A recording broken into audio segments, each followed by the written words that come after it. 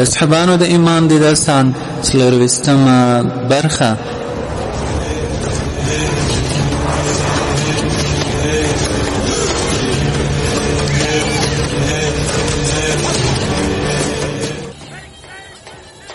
د صحابانو د ایمان داستان. لیکوال حضرت امام الواقد الواقدی، ژباړن مولوی صدیق الله مشال، ویونکی سید جلال زاهد.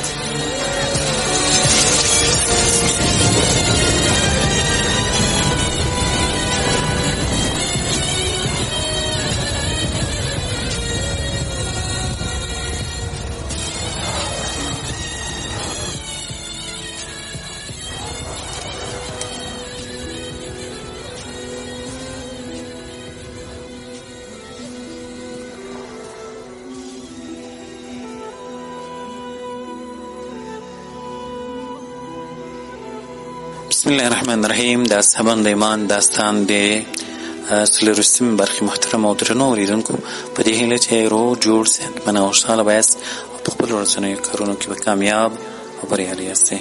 محترم اوریدونکو، راځو 24مه برخه شروع کوو. موږ په تېره برخه کې دا واورېدل چې اسلامي لښکرو د بعلبک خلکو ته ماتې ورکړه او خلک یې کلاو ته ننوتل. صحابه کرامو او د رسول الله صلی الله علیه وسلم ملګرو ابو عبیده رضی الله تعالی عنه ته بېلابېلې مشورې ورکړې. بالاخره مشوره په دې وه چې بعلبک ډېر سخت سوړ ځای دی او ډېر خلک کلا ته ننوتلي دي، نو که د اسلامي لښکرو یادې کلا وي همداسې محاصره وساتل سي او مې داسې خدای جل جلاله به دا ځای هم فتح کړي. نو قصه دې ځای ته رسېدلې وه چې ابو عبیده رضی الله تعالی عنه د بعلبک خلکو ته لیک واستاوه. په هغه کې ولیکل: بسم الله الرحمن الرحیم. په شام کې د مسلمانانو د امیر او د امیر المؤمنین له لوري په شام کې د خلیفه ابو عبیده له لوري د بعلبک سرکښو او مخالفینو ته اما بعد. خدای جل جلاله ډیر پاک او دل رحم دی، دین غالب کړی او د دین څښتنانو مسلمانانو ته د کافرانو پر پوځونو غلبه ورکړې او ډیر ښارونه د دوی په لاسونو فتح کړي او فساد کوونکي یې ذلیله کړي. زموږ دا لیک زموږ او ستاسو ترمنځ د شوې معاهدې د ماتېدلو خبره ده. موږ دا ستاسو لوی او کم ته وړاندې کوو، ځکه زموږ په دین کې غدر او بغاوت نشته. موږ چې تر څو ستاسو په حل او نیت پوره پوه نه شو تر هغه مهاله جنګ نه کوو. اوس هم که تاسو د نورو ښارونو په څېر غواړئ چې په سولې کې داخل شئ، موږ سوله در سره کوو، او که اهل ذمه ځان ګرځوئ هم موږ ورته تیار یو، او که جنګ ته تیار یاست نو بیا موږ له خپل خدای جل جلاله څخه ستاسو په وړاندې مرسته غواړو. د دې لیک ثواب 70 زره راکړئ. والسلام علی من اتبع الهدى. په آخر کې د آیات کریمه یې ورته ولیکئ: إنا قد أوحي إلينا أن العذاب على من كذب وتولى. ژباړه: مونږ ته په وحي سره ښودل شوې ده چې د هغه چا لپاره عذاب ده چې د درواغو نسبت وکړي او مخ واړوي. لیک یې سره ونغښتی. یو معاهد سړي ته یې ورکړ او امر یې ورته وکړ چې دا د بعلبک خلکو ته یوسه او ځواب یې بیرته راوړه. معاهد لیک واخیست. بعلبک پوځي کلا دیوال ته راغی. د دوی په ژبه یې خبرې ورسره وکړې او ورته ویې ویل: ستاسو ته د دې عربو له لورې استازی یم. دوی ورسئ ور وځړوله. ده په خپله ملا کې وتړله او هغو ور پورته کړه. خپل جنرال هریبس ته یې راوست. استازي لیک ورته وسپاری. هریبس خپل جنګیالي او قمندانان را جمع کړل او د ابو عبیده د لیک متن یې ورته ولوست او خپلو خلکو ته یې وویل: ما ته د خپلې رایې مطابق مشوره راکړئ. یو جنرال چې د ښې رایې څښتن و نوموړي ته وویل: زما دا خوښه ده چې له عربو سره جګړه باید ونه شي، ځکه موږ له دوی سره د جګړې وس نه لرو، او که سولې ورسره وکړو موږ به هم لکه د تدمر، اریکا، حوران، بصرې او دمشق خلک په امن، ډاډ او آبادۍ کې له هر تکلیف څخه خوندي پاتې شو. او که دې جګړې لاره ونیسو خلک به مو ووژل شي، جلا وطنه به شو، مېرمنې او اولادونه به مو اسیران شي او سوله تر جګړې ډېره غوره ده. هریبس ویل: مسیح دې رحم نه در باندې کوي. ما ستا په څېر بې زړه او بې همت سړی تر اوسه نه درللی. خوار شي ته موږ ته څنګه امر کوې چې خپل ښارونه د عربو صحرایانو ته وسپارو، او خصوصا اوس چې دوی جنګ مې هم ولید او د دوی د جګړې جاج مې واخیست. دا ځل چې د دوی پر چپ اړخ برید وکړم ماتې ورکوم. هغه فوجي جنرال ورته ویل: هو د دوی د چپ اړخ منځني برخې جنګیالي خو درڅخه ویریږي. وروسته یې خبره تر مشاجرې او ښکنځلو سره ورسېده او د بعلبک خلک پر 2 ډلو وویشل شول چې ویې د سولې او بلې د جګړې پلوي کوله. هیریبیس د امیر ابو عبیده لیک سره ومخی او بیا یې ماهد ته ور وغورځاوه، غږ وکړ او پر خپلو غلیمانو یې غږ وکړ چې دی بیرته تر کلا لاندې وځړوئ. هغه د امر تعمیل وکړ. ماهد بیرته د مسلمانانو سکرو ته راغی. ابو عبیده ته ورغی، د دوی کیسې په تفصیلي توګه ورته وکړه او ویې ویل: ای امیره، اکثریت خلک د جګړې پلویان وو. ابو عبیده مسلمانانو ته ویل: سخته جګړه ورسره وکړئ او په دې پوه شئ چې دا خر ستاسو د عملیاتو مفتوحه سیمو په منځ کې واقع دی. که چیرې دا درڅخه پات شو نو دا به ستاسو دپاره د غذایو په باره کې ستر ځنډ شي چې سوله مو ورسره کړې، نه به تله راتله کولی شئ او نه بل څه. راوی وایي د حضرت محمد صلی الله علیه وسلم ملګرو د جنګ لپاره تیاري ونیوه. زغرې یې واغوستې، وسلې ښې سنبال کړې، د کلا دیوالو خواته ورغلل. د بعلبک خلک د دوی پر ضد ودرېدل او دوی یې په غشو او ډبرو وویشتل. هریویس خپله کرسۍ او تخت د کلا پر یو برج کېښوده، خپل زخمونه یې پټۍ کړل، خپله زغره یې واغوستله، وسله یې راواخیستله او د جوهرو جوړ صلیب یې پر سر کړ. شاوخوا یې جنرالان او پوځي مسؤلین په داسې ډول راغونډ وو چې له زرو جوړې شوې زغرې یې اغوستې وې او په لاسونو کې لیندۍ او غشې نیولې وې. عامر بن وهب الیشکري وایي: زه د بلبک د جګړې برخوال وم. مسلمانانو په ډېره جذبه سره د کلا دیوالونو لور ته وتلل. راوی وایي: د رومیانو غشې داسې راتل لکه د ملخانو سیل. د عربو ځینې جنګیالي بې وسلې ویل، هغوی د دښمن په غشو ولګېدل. ما د دښمن جنګیالي ولیدل، د کلا له دیواله څخه پر موږ داسې راتویېدل لکه مرغان چې پر دانه راتویېږي. زه د دښمن د یو جنګیالي لور ته د دې لپاره ورغلم چې سر یې قلم کړم. د الغوث چغې وکړې. موږ په تېرو جګړو کې دا خبره زده کړې وه چې څوک د الغوث چغې ووهي هغه امان غواړي. ما ورته ویل: هلاک شي، تا ته امان ده. له څه کبله د کلا تر دیوال زموږ لور ته راوغورځېدی. د په رومي ژبه خبرې راته کولې او زه نه پوهېدم چې څه وایي. عامر بن وهب الیشکري وایي: ما له ځان سره د امیر ابو عبیده خیمې ته راوست او ومې ویل: ای امیره، یو څوک راوغواړه چې د دغه په ژبه پوهېږي. ما ولید چې دوی په خپل منځ کې یو له بل سره ویشل. ابو عبیده یو موجود ترجمان ته وویل: موږ د دې رومي په خبره پوه کړه چې څه قصه لري او دوی ولې یو د بل سره ولي. ترجمان ورته ویل: خوار شي، موږ تا ته امان درکړ، ته اوس رښتیا خبره وکړه او دا راته ووایه چې تاسو په خپل منځ کې ولې سره ولئ. ده وویل: موږ په خپل منځ کې نه سره ولو، لکن موږ عام او کلیوال وګړي یو. موږ چې کله خبر شو چې تاسو له قنسرین څخه راوګرځېدئ او زموږ لور ته راځئ، موږ له ټولو خورو ورو سیمو څخه دې ښار ته مخ راوکړه تر څو دلته ځان خوندي کړو. موږ د خپل لښکر په دومره ډېروالي خبر نه وو. موږ په خپله ځانونو سره تنګ کړل، د ښار دروازې مو بندې کړې او زموږ یوه طایفه خلک کلا ته ننوتل. موږ ته چې کله د خوندي کېدو ځای را پاتې نه شو، موږ هم کلا ته پناه وروړه. هلته هم د اوسېدلو دپاره ځای را پاتې نه و. هلته پر دیوالونو او برجونو کې مو واړول. چې کله تاسو برید روانې وکړ، زموږ جنګیالي له دې کلا څخه تاسو ته راوړاندې شول. موږ یې له پښو سره پایمال کړو او کله چې جګړې زور واخیست او پر دوی بده ورځ جوړه شوه، دوی په موږ یو رانیوی او تاسو ته به یې راغورځولو. امام واقدي وایي: کله چې امیر ابو عبیده دا خبره واورېده، سخت خوشحاله شو او ویې ویل: زه له خدای څخه هیله لرم چې دا به زموږ غنیمت شي. راوی وایي: جنګ خپل اوج ته ورسېد، خلک پکې وژوبل شول، زوږ او چغې پورته شوې. رومیانو د خپلې کلا د دیوالونو څخه ساتنه کوله. یو مسلمان هم د ډبرو غشو د ډېروالي له کبله نه شو کولی چې دیوالونو ته ځان ورسوي. غیاث بن عدي الطائي وایي: موږ چې د بالبک له خلکو سره جګړه وکړه، 12 تنه مسلمانان شهیدان شول او د بالبک د کلا دیوالونو په وړاندې ډېر رومي جنګیالي او عام وګړي ووژل شول. مسلمانان بېرته خپلو خیمو ته راغلل. یو هم د ډوډۍ او اوبو غوښتنه نه کوله، بلکې د سخت یخ له کبله په اور ځانونه ګرمول. راوی وایي: موږ دا ټول شپه اور بل کړ او په نوبت سره مو تر سهاره پیره وکړه. چې کله مو د سهار لمونځ ادا کړ، د حضرت ابو عبیده له لورې یو چا آواز وکړ او ویې ویل: زه هر مسلمان ته په کلکه وایم چې تر هغو به د دښمن مقابلې ته نه ورځي تر څو چې خپلې خیمې ته نه وي تللی او ګرمه ډوډۍ یې نه وي خوړلې، تر څو بیا د دښمن په وړاندې مضبوط وي. راوی وایي: موږ خپلو ځایونو ته ولاړو. د بعلبک خلکو چې کله زموږ ځان ولید چې وختي جګړې ته نه ورغلو، تمه یې پیدا شو او دا یې ګمان شو چې دا تاخور موږ د عوجز او ناوسۍ له کبله کړی. هریویس په رومیانو کې اعلان وکړ او ویې ویل: مسیح دې برکت درکړي، ور ووځئ، غیاث بن عدي وایي مسلمانان خبر نه وو، د کلا دروازې پرانیستل شوي وې او د دښمن آسونه لکه د ملخانو سیل تر موږ را رسېدلي ول. راوی وایي زموږ ځینو ملګرو لاسونه ډوډۍ ته ور اوږده کړي وو او د ځینو دپاره لا پخېدې چې یو بلونکي نارې یې کړې او د خدای د لارې سپرو سپاره شئ، د خدای د لارې سپرو سپاره شئ او د جهاد تابع ونیسئ او تر هغه وړاندې لا دښمن ته ورشئ چې په تاسو کې تویېږي. حمدان بن اسید الحضرمي وایي ما یو پیړه ډوډۍ کړې وه او یو څه غوړي مې راخیستي وو چې که تغ یې کړم چې یو ناڅاپه مې نارې تر غوږ شوې چې ویلې راځئ او مه راګورئ. ما د دې خبرې پروا ونه کړه، یوه ګوړه ډوډۍ مې راماته کړه او په غوړو مې پورې کړه، په خوله مې کړه، بیا مې د تیارېدو چیغې واورېدې. زه په بیړه ولاړ شوم، پر خپل شاتوري اس له ډېره تلواره سپور شوم، د خپلې خیمې یوې ستنې ته مې لاس کړ او پر دښمن مې حمله وکړه. قسم په خدای که زه په خپل ځان پوهېدم چې څه کوم او نه مې حواس سم پر ځای وو. په رومیانو ورګډ شوم، ډب او اخ پیل شو. زما په فکر ما دوی په تورو غوڅول. ما د رومیانو آسونه ولیدل چې سره بیل شول. امیر ابو عبیده د اسلام سپېڅلی بیرغ نیولی و. خلکو منډې ور وهلې او ابو عبیده په لوړ آواز ویل نن داسې ورځ ده چې سبا ښه پایله لري.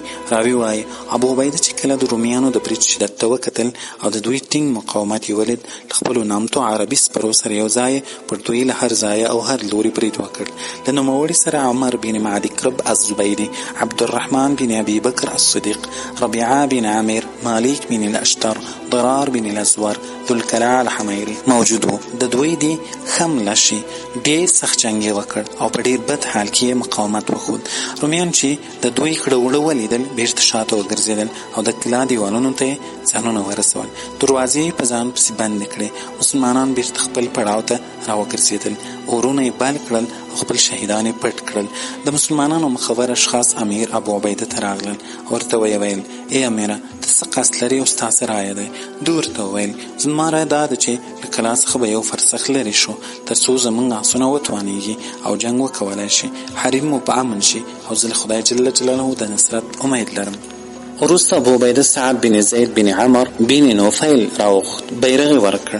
د 500 تنو سپرو او 300 پیادهګانو امیر یې وټاکه او امر یې ورته وکړ چې شیلې ته کوز شئ او د دروازې پر وړاندې له دښمن سره وجنګېږئ او په جګړه یې بوخت کړئ. بیا یې ضرار بن ازور راوغوښت، بیرغ یې ورکړ. 500 سپاره او 100 تنه پیاده مجاهدین یې ورجلا کړل. دی امیر وټاکئ او د باب شام لور ته یې ولېږل او ورته ویې ویل ای ابن ازوره د بني اسفر په مقابله کې خپل غیرت ښکاره کړه او هلته چې کوم رومیان له هغوی سره وجنګېږه. ده ورته ویل پر غبرګو سترګو. راوی وایي د مجاهدینو هره ډله یو طرف ته ولاړه چې کله سهار سو رومیانو دروازې خلاصې کړې او په زیات تعداد کې راووتل. د خپل قمندان هریبس شاوخوا راغونډ شول. هریبس ورته وویل ای د نصرانیت پیروانو، د دې دین پیروان تر تاسو وړاندې د دې عربو له جګړې څخه تښتېدلي وو، ماته یې خوړلې وه او د دوی په وړاندې اجر شوي وو. دوی ورته وویل ای باداره خپل زړه پرې خوشحاله او سترګې پرې سړې کړه. موږ ته چې د عربو د جګړې په اړه تجربه نه وه موږ هم ورڅخه ډارېدو او اوس پوه شو چې له موږ سره په جګړه کې مخامخ شي تر موږ به په مقاومت سخت نه دي، ځکه د دوی عسکر چې کله جګړې ته راشي یو زړه جامه او بل زوړ پوستین یې اغوستی وي. موږ خو ډېرې ښې زغرې او وسلې لرو، موږ ځانونه مسیح ته هبه کړي دي. امام واقعي وایي ابو عبیده چې کله د دوی کثرت ولید په لوړ اواز یې نارې کړې ای مسلمانانو سره تیت پرک نه شئ ځکه بیا مو قوت له منځه ځي، صبر وکړئ، خدای جل جلاله د صابرانو مل دی. راوی وایي د رومیانو په زړونو ویره حاکمه وه ځکه دوی تېره ورځ د مسلمانانو مقاومت او مېړانه لیدلې وه. سخت برید یې پیل کړ. سهل بن صباح العبسي وایي زه د بالبک له خلکو سره په جګړه کې موجود وم. په دوهمه ورځ چې کله دوی زموږ مقابلې ته راووتل تر اولې ورځې ډېر تمدار برېښېدل، سخت او له خطره ډک برید یې راباندې وکړ. په همدې ورځ زه پر ښي مټ زخمي شوم او له دې ولیدم چې لاس وښوروم یا توره اوچته کړم. زه له خپل آس څخه پیاده شوم او د خپلو ملګرو په منځ کې روان شوم. په زړه کې مې دا ویل که چیرې د دښمن یو جنګیالی راباندې راشي زه له خپل ځان څخه نشم دفاع کولی. د غره یوې ډلې څوکې ته پورته شوم. دواړه ډلې مې تر نظر لاندې وې او د دوی د جګړې تماشا مې کوله. د رومیانو پر عربو د بري تمه وه. مسلمانانو د نصرت چغې وهلې او ابو عبیده د بري دعاوې کولې. دواړو قبیلو تر منځ کې د پام وړ سیالۍ روانه وه او دواړه ډلو ډېر فخر کاوه. سهل بن صباح وایي زه په زغره کې د یوې ډبرې شاته ناست وم او پر ډالونو باندې مې د تورو اورونه لیدل چې پرې لګېدل او د اور بڅري ترې الوتل. دواړه سیالي ډلې سره ګډې وډې شوې. ما له ځان سره ویل افسوس د سعید بن زید عبدالرار بن ازور له دروازې سره د قرو مسلمانانو ته هیڅ ګټه ونه رسوله. امیر ابو عبیده په دومره سخته جګړه کې مصروف ده او دوی به هلته په ویره کې وي چې اوس موږ له سختې جګړې سره مخ کیږو. دښمن په دروازې پرانیسي او راوځي به. راوی وایي زه په بیړه د یوې ونې شاوخوا ته ور ولاړ شوم. هغې مې راماته کړه، لرګي مې سره جمع کړل، اورلګیت مې ورته وواهه، اور مې بل کړ چې ښې لمبې یې وکړې. بیا مې لانده او وچ لرګي ګډ ورباندې واچول چې ډېر دود ترې پورته شو. بن زید د ده ملګرو او همداراز ضرار د ده ملګرو ورته وکتل او په خپل منځ کې سره نارې کړې. تر امیر ابو عبیده پورې ځانونه در ورسوي. دا دود د سترې پیښې معنا لري او ښه به دا وي چې زموږ اسونه په ډله ایزه توګه ورشي. اسونه یې سره راغونډ کړل او په مسلمانانو پسې ورغلل چې ویې کتل دوی په سخته جګړه بوخت دي. زړونه یې له ډېر تکلیفه تر ستوني پورې راغلي او تورې چلیږي. په دې وخت کې یو هاتفي غږ وشو: ای د قرآن کریم پیروانو، د خدای جل جلاله نصرت درته راورسید او د صلیبانو پر عبادت کوونکو به غالب شئ. اول ځل سعید بن زید عبدالرار بن ازور د اسونو په قطار کې ورښکاره شو، نیزې برابرې کړې، پر رومیانو برید وکړل. د رومیانو دا باور شو چې موږ بریالي یو. په دې وخت کې د مسلمانانو بیرغونه او د موحدینو ډلې ورښکاره شوې. دوی چې ورته وکتل چې څه پېښه ده، ویې لیدل چې د دوی شاته د مسلمانانو لښکر را روان دی او د دوی د ښار ترمنځ حایل شو. دوی د هلاکت او افسوس نارې پیل کړې او دا یې باور شو چې مسلمانانو ته مرستندوی ځواکونه راورسېدل. د دوی قمندان چې کله د عسکرو وارخطایي ولیده، نارې یې کړې او ویې ویل خوار شئ، د کلا لور ته منډې مه وهئ، هلته خلک در سره تیر شوي او دا د عربانو یو چل ده. رومي عسکرو چې کله دا خبره واورېده، پر خپل قمندان لکه د ګړۍ غوندې راتاو شول او یو له بله یې دفاع کوله. جنرال دوی وچپ لور ته د غره د اړخ پر لور سوه کړل. سعید بن زید عبدالرار بن ازور د کلا له ښي او کیڼه خوا ورڅخه راتاو شول. پر دوی یې بریدونه پیل کړل او په دوی پسې ورغلل، ان چې تر غره پورې ورپسې وختل. رومیان په غره کې یو کلي ته چې له استوګنو خالي و پناه یې وړه او هلته په یو محکمه کلا کې ننوتل. خو سعید بن زید سره له 500 تنو سپرو مجاهدونو ورپسې شو. دا ځکه کله چې امیر ابو عبیده د دښمن ماتې ولیده، پر مسلمانانو یې غږ وکړ: سره بیل نه شئ. زما په فکر د دښمن دا ماتې کیدی شي یو چل او پلان وي چې کله تاسو سره تېر شي دوی برید در باندې کوي. راوی وایي سعید بن زید د ابو عبیده خبره اورېدلې نه وه، کنه نه ورپسې تللی. امام واقدي وایي کله چې رومیانو په کلي کې پناه واخیستله، سعید بن زید وویل دا هغه ډله ده چې خدای جل جلاله یې د هلاکت اراده کړې وه، ورباندې راوګرځئ او په هر ځای کې محاصره کړئ. یو هم دې ته مه پرېږدئ سر درڅخه پورته کړئ تر څو نور مسلمانان را رسېږي او د امیر ابو عبیده امر درته راځي. وروسته یې د مسلمانانو یو مخور شخص ته مخ ور واړاوه او ورته ویې ویل ته دلته زما پر ځای په دې قوم کې خلیفه شه، زه به ورشم او د امیر ابو عبیده رایه به معلوم کړم. وروسته دوی له خپل ځان سره 20 زړور جنګیالي بوتلل او د مسلمانانو امیر او لښکر ته ورغی. امیر ابو عبیده چې کله دوی ته وکتل، ویې ویل ای سعیده، خلک ته چیرې دي او څه دې وکړل؟ هغه ورته ویل زیره مې در باندې هغه په خیر او عافیت کې دي. په دې غره کې د خدای جل جلاله دښمنان محاصره کړي او بیا یې له سره تر پایه قصه ورته وکړه. ابو عبیده ورته ویل هغه خدای لره دې هم وي چې دوی یې له خپلو وطنو وشړل او په غرونو کې یې تیت پرک کړې. وروسته ابو عبیده سعید بن زید او ضرار بن ازور ته مخ ور واړاوه او ورته ویې ویل خدای مو وبخښه، تا مو څنګه مخالفت وکړ؟ آیا ما تاسو ته امر نه وکړی چې د ښار په دروازو کې به اړوئ او هلته به قوم مصروف ساتئ؟ تاسو له څه کبله ما ته راغلاست؟ تاسو زما او زما د ملګرو زړونه له ویرې څخه ډک کړل او ما فکر کاوه چې دښمن تاسو ته چل درکړ او همدې خبرې زه په ماتې خوړلو پسې له ورتله او اسهال کړم. سعید بن زید ویل ای امیر، ما ستا مخالفت والله که کړی وي، زه پر هغه ځای پاتې وم کوم چې تا امر راته کړی و. دود مې ولید چې پورته شو او موږ وویل دا یو له غمه ډکه پیښه ده چې د رومیانو لخوا ترسره شوه. آیا چیغه ده او یا چیغه ده؟ مونږ په دې سره مسلمانان وربولې ځکه ستا لوري ته په منډه راغلو. په دې وخت کې امیر ابو عبیده په خلکو کې نارې چا چې په دې غره کې اور بر کړی او یا یې دود جوړ کړی وی هغه امیر ابو عبیده وغواړي. سهل بن صباح وایي ما چې کله دا ناره واورېده د غږ کوونکي لور ته وړاندې شوم. ابو عبیده ته مې ځان ور حاضر کړ. ده راته وویل تا پر دې کار څه شي جرأت درکړی و؟ ما خپله قصه ورته وکړه. ابو عبیده وویل دا ځل خدای وبخښه، بل وار د امیر له امر پرته هیڅ کار مه کوه. امام واقدي وایي امیر ابو عبیده او سهل بن صبا خبرې سره کولې. یو سړی له غره څخه د راښکته کېدو په حال کې وی ویل ای د بشیر او نذیر نبی امته ما راګورئ د خپلو مسلمانانو ورونو مرستې ته راودانګئ. رومیان ورباندې راغلي او په سخته جګړه کې ښکیل دي. د دوی فوجي جنرال مسلمانانو ته ورنږدې شو او خپلو خلکو ته یې ورنارې کړه ای د مسیح عبادت کوونکو دا ډله چې پر تاسو باندې راتاو د ډېره کمه او وړه ده دا ووژنئ او ښار ته په امن ننوځئ. که مو دا مړه کړل د عربو زور به هم اوبه شي او له تاسو څخه به عقب نشیني وکړي. مصعب بن عدي وایي زه په بعلبک کې د سعید بن زید په ډله کې مونږ د رومیانو قمندانان او د ډله په یو کلي کې محاصره کړل. زمونږ شمېر تر 500 نفرو کم و. مونږ خبر نه و. رومي جنرال او د عسکرو مونږ له یوې او بلې محاصره کړي وو. مونږ په خپل منځ کې غږ سره وکړ او سره راغونډ شو. راوي وایي قسم په خدای جل جلاله د دښمن آسونه له هغه وروسته پر مونږ بده ورځ جوړه کړه چې وړاندې مو محاصره کړي وو. په دې ورځ زمونږ شعار د الصبر الصبر کلمه وه. مونږ په سخته جګړه کې ښکیلو چې یو داسې لوړ اواز مو تر غوږ شو چې په غره کې سخت انعکاس کېده او ویل یې یو څوک به داسې نشي پیدا چې ځان د خدای جل جلاله دپاره وقف کړي او په مسلمانانو چیغه ګډه کړي ځکه دوی مونږ ته ډېر نږدې دي او زمونږ په پیښه خبر نه دي. مصعب بن عدي وایي زما یو ډېر تیز او زورور آس و چې تر باد او دوړو به وړاندې کېدی. هغه مې پر پونډې وواهه لکه برېښنا دومره په تیزي روان شو او رومیانو یوازې له هغه وروسته دوړې ولیدې چې د دوی 2 کسه مې وژلي وو. زما آس په چالاکۍ سره پرخو خطی او تر کندو ټوپېدی ان چې د مسلمانانو لښکر ته ورښکاره شوم. هغوی ته مې ورچیغې کړې او مرسته مې ورڅخه وغوښتله. ابو عبیده چې کله دا نارې واورېدې پر غشو ویشتونکو یې غږ وکړ او 500 تنه عربي لیندې لرونکي راغونډ شول. نوموړي هغه سعید بن زید ته په لاس ورکړل او ورته ویې ویل په بیړه خپلو ملګرو ته تر هغه وړاندې ځان ورسوه چې دښمن ورته رارسېږي. وروسته یې پر ضرار بن ازور او د ده په ملګرو غږ وکړ او ورته ویې ویل په سعید بن زید پسې ورشه. راوي وایي دومره مسلمانان سره جمع شول لکه د ملخانو سیل. د غره په سر ور وختل او پر رومیانو ورغلل. هغوی پر مسلمانانو راچاپېر وو.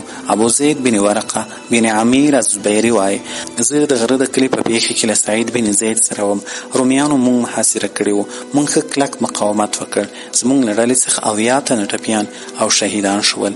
مونږ له ډېر شدید جنګ سره مخامخ وو او ډېر شهیدان او زخمیان را شوي وو. رومیانو مونږ خوړلې ګوله بللې وو چې د تکبیر او تحلیل اوازونه راپورته شول او چغې راپسې راورسېده. کله چې د مسلمانانو بیرغونه راښکاره شول رومیانو شاتګ اختیار کړ او بیرته کلي ته ننوتل. مونږ له شا ورپسې شو. د سر دروند زیان مو ورواړاوه ځکه د دوی عسکر ډېر وو. دوی په کلي کې پناه واخیسته. مونږ له هر لورې پرې راوڅرخېدو او هېڅ کس مو دې ته نه پرېښود چې سر هسک کړي بلکې سمدستي به مو د غشو باران جوړاوه. امیر ابو عبیده ته د مسلمان د شهیدانو او د کفارو د مرګ خبر ورغی او دا ورته وویل شول چې دښمنان بیا محاصره شول. نه اوبو او نه خواړه ورسره شته. امیر ابو عبیده وویل الحمدلله. وروسته مسلمانانو ته وویل ای مسلمانانو خپل مالونو ته ورشئ. د ښار شاوخوا خیمې ووهئ. خدای ستاسو دښمن په چل کې راګیر کړ او هغه وعده یې ترسره کړه چې له موږ سره یې د نصرت کړې وه. له دې وینا سره سم مسلمانان خپلو ځایو او مالو ته بیرته ورستانه شول. خیمې یې ودرولې. اسونه یې ځړځای ته ایله کړل. مریان یې بوټو پسې ولېږل. په خپلو ځایو کې ورونه بل کړل. ویره یې له زړونو ووتله او ډاډ ورته حاصل شو. د بعلبک خلک پر دیوالونو بیل بیل کېناستل. مخونه یې وهل او په خپله ژبه یې نارې سورې جوړې کړې وې. امیر ابو عبیده ځینو ترجمانانو ته وویل دا خلک څه وایي؟ ترجمان وویل ای امیره دوی وایي ای افسوس څومره بده پیښه راوشوه. کلي کورونه مو خراب کړل. خلک مو له منځه ولاړل او عرب را باندې پیروز شول. امام واقدي وایي کله چې شپه رانږدې شوه امیر ابو عبیده سعید بن زید ته د یو شخص په لاس داسې پیغام ولېږی ای سعیده کوم مسلمانان چې در سره دي د هغو په ډېر خیال ساتي او پام چې یو رومي در څخه ونوځي او یو قدم پراخي به هم نه ورکوي چې یو نفر یې راووځي که نه بیا به ټول یو په بل پسې ځي. دا به داسې مثال ولري لکه سړی چې په لوی لاس د خپل لاس شی خوشي کړي. کله چې سعید بن زید ته استازي دا پیغام ورورساو نوموړي مسلمانان په دې امر کړل چې پر کلي راتاو شي او لرګو تللو ته به یو سړی نه بلکې 100 کسه مسلح وځي. همداسې یې وکړل. اورونه یې بل کړل او د ټولې شپې په اوږدو کې تکبیرونه او تحلیلونه ویل او پر کلي راګرځېدل. هریبس چې کله دا حالت ولید خپلو ملګرو ته یې مخ ور واړاوه او ورته ویې ویل خوار شئ موږ بلکل له تدبیر څخه ناهیلي شوي یو او وار مو خطا کړی دی په موږ پسې مرستندویان نه راځي که موږ خپله هڅه وکړو عرب د دې کوشش نه کوي چې موږ په دې کلي کې حصار وساتي او اوس خو مو داسې ځای ځان ایثار کړی چې نه خواړه او نه اوبه ورپکې شته او که دا کلا بندي دوهم یا درېیمې شپې ته وغځېږي زموږ قوي به ضعیف او ضعیف به مو مړ شي چل ول به مو کار نه کوي پخپله به ځانونه ورته سپارو او دی به مو له یوې مخې وژني ورسره نورو جنرالانو وویل ای سرداره ته څه لایې لرې د اصحابانو د ایمان داستان د څلرویشتمې برخې محترم اوریدونکو دا وه د موږ نننۍ برخه تر بیا ښې چارې په الله مو سپارم السلام علیکم ورحمة الله